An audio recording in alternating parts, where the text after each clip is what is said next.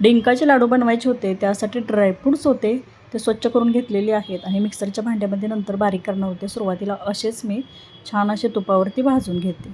बदाम आहेत, 200 ग्रॅम बदाम होते, हे छान असे मंद आचेवरती भाजून घेतले. त्यानंतर काजू त्यामध्ये घातले, काजू मंद आचेवरती भाजून घेतले.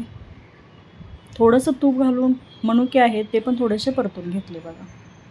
आणि खारीक जी आहे त्यातील बिया काढून घेतलेल्या, आणि खारीक पावडर काय माझ्याकडे नव्हती, त्यामुळे खारीक जी होती त्यातील बिया काढल्या आणि ती थोडीशी मंद आचेवरती भाजून घेतली. हे सर्व भाजून घेतलं की मिक्सरला छान असं एकसारखं बारीक करता येतं.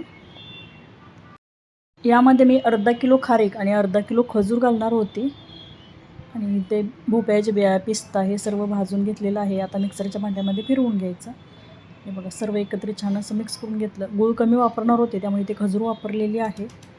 आणि खोबरं किसून अर्धा किलो खोबरं किसून ते पण भाजून घेतलेलं आहे.